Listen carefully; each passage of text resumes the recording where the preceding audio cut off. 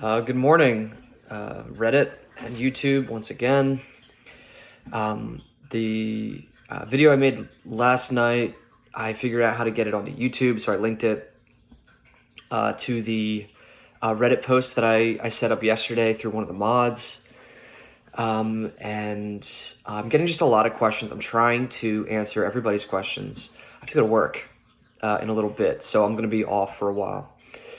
But I wanted to do this before I head out. This is going to be just a very brief, like a follow-up video to answer some of the questions that I already have some answers to, just because, again, we're all very passionate about the topic. We're very interested, and it could be a pretty big deal, I guess. So you're going to get all of this from me in a moment, like secondhand from him. And then he's an older man who did all of this in the 60s. So I can't emphasize enough, like, he's not a dishonest person. He's a very honest man. He's a good man. He's a very good man. And he's got an interesting life of fascinating stories, of which this is, believe it or not, really only one of the most interesting. I'd honestly ultimately like to do a full interview about his life eventually too. But that aside, I did yesterday in the rehab, I asked him some questions, some of the more obvious ones that you guys, I'm going to pull the questions up now, that you guys wanted me to ask. I can go through some of it with you briefly, just to quench the thirst, scratch the itch. For now, again, this isn't worth as much as hearing it from him, so just keep all that in mind. But for those that are just really interested in this, we're on the East Coast in Jersey. I'll leave some personal stuff out, I guess, for now, but he's 82, he'll be 83, like next week, so birthday boy. He worked at Blue Book. He said Ohio or Carolina. I don't remember. I don't remember how he got roped into it, but I know he was in the military, served in Vietnam.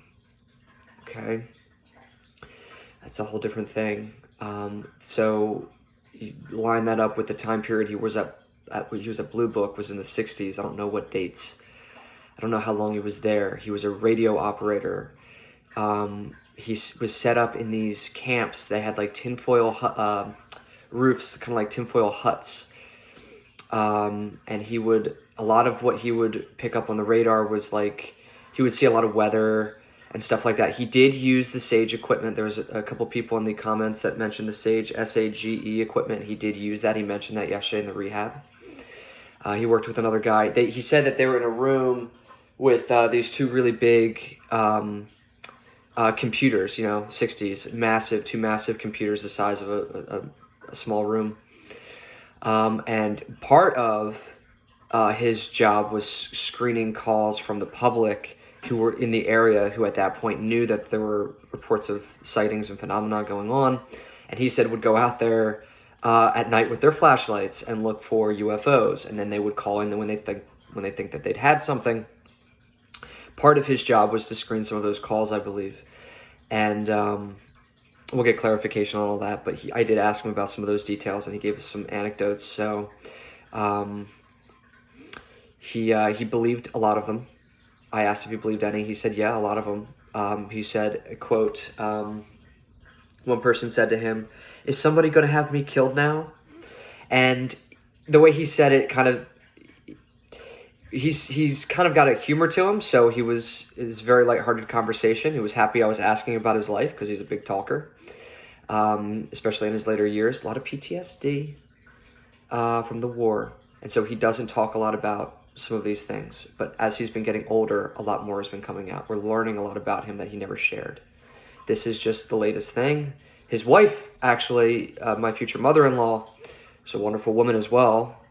I spoke to her this morning when everything happened on Reddit, and she said one of her regrets is when she was younger and she just met him, he would talk about these things, and she wasn't really interested and didn't ask a lot of questions, and she forgot a lot. But now that I'm in the family and I'm asking, I know a lot about this stuff, I'm asking the questions, and she's excited that you guys are so interested. And she's really excited at the idea of doing an interview. So, but she corroborates that she had heard of Blue Book a long time ago, a number of times. So he did believe a lot of these stories that people would call in about. I think probably a lot of it was probably BS because, of course, people get excited and they see things in the sky, etc. So, again, I'm kind of a skeptic myself with the extraterrestrial thing, although a lot of it, the reports from the pilots and stuff, and a lot of this stuff is corroborated and valid. So, very curious, very open-minded. Let's see what else. He jokes around about people being photons. He's not a science geek. He doesn't follow the UFO community. He's not up to date on the news or what's been going on really since 2014 or even just the last few years. So he's kind of out of the loop. But apparently he jokes around about like weirdos being photons, aliens in disguise. Some people were asking about that. I don't know how seriously I take claims like that aliens live among us, but again, an open-minded person. I'm not trying to shoot those people down, but for to take something home and chew it, for those people that are interested, yeah, okay, he would joke around about it at least. I don't know if he really believes that or not. Let's go back to the list here. What reports were investigated? What was the criteria? I don't know. Chain of command, I don't know. I asked him about Area 51 directly, and he said, yeah, that place is the Spookville. That was the spooky place, he said, and that they would send their reports to Area 51. So talk about dropping bombs, at 10 o'clock on a Friday morning. I don't get it. Just keep your skepticism hats on. I can't prove any of this. Was everything reported? Was a lot of information kept from the public? I don't know. He said he has a lot of classified top secret information. He didn't work at the Pentagon, though. What cases were you personally involved in? What cases stand out to you the most? I can tell you one thing he told me. I'm going to save that till the end because it's the weirdest and the thing I don't know what to believe about. I'll save that for the end because it's way too weird. Frankly, I want to say, personally, it's too weird to be true. But he said it, so I will tell you in the nature of honesty and transparency. Transparency, but I don't believe it. I'll save that for a second because that's going to discredit his perspective a lot. So I want to get all this out there. He really did work at Blue Book. It was a real thing. So we'll look at all this once it's all said and done and review it and see what we make of it. But in the meantime, I'll just give you everything I've got. The Condon report. I don't know if he knows anything about that. How do you feel about how it ended? I don't know. Military pressure not to discuss, CIA, NSA, Foreign Technology Division. I don't know if he knows these things. Modern UFO developments. He thinks it's aliens, guys. I mean, he thinks that aliens are real and flying around. So, personal thoughts. Blue Book.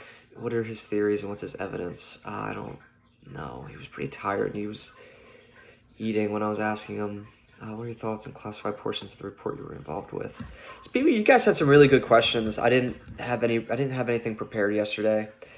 I don't know if he stayed in touch with anyone. Oh yeah, he did stay in touch with someone from the project. There was a guy that he actually worked with that actually ended up moving to the East Coast and actually lived near him and is at the Legion. Another vet, I believe, who was at the Legion with him, and the two of them would talk over the years since. I have to get that guy's name. I think it started with a D or something, but I don't remember. But yes, actually, he had at least up to a point stayed in touch with someone. Has it changed him as a person? He's a religious man. He's a spiritual man. So he's not a dishonest person. He's an honest man. But he is absolutely prone to like mysticism, and he is religious.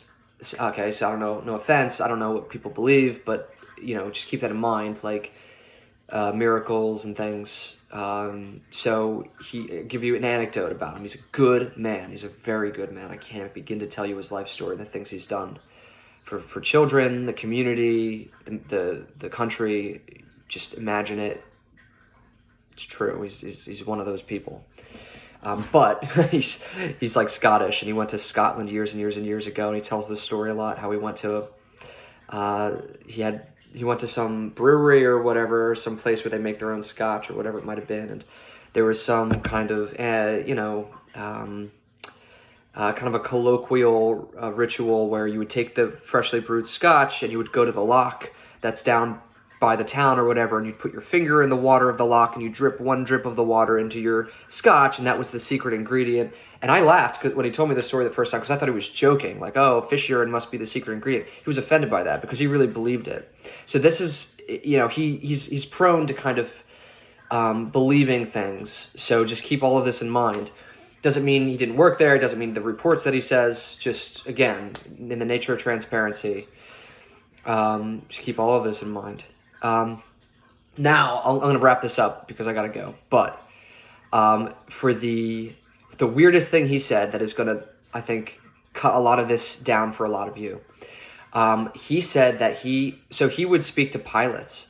He was, I think he himself was in the Air Force. I'll double check. But he would speak to pilots, and he would hear about them flying around, the UAPs, UFOs zipping around. He said they would hover, no propulsion system, left, right, up, down, and then they'd zip off. And he said he would talk to pilots who would actually try to chase them around. And he said one pilot got shot at. I've never heard that anywhere before. So this is, again, he's 82, will be 83 in a week. Who knows what, it's like whisper down the lane, but also like, I caught a fish, it was this big. I caught a fish, it was this big. I caught a fish, it was this big. We do the best we can. We're talking about the 60s. So, and he's got early onset dementia, which doesn't mean he's, he could mix things up. It's not that he's making things up. It's that he could be mixing things up. He said that there was a pilot that was shot at with plasma, and that it burned holes in the metal of his plane.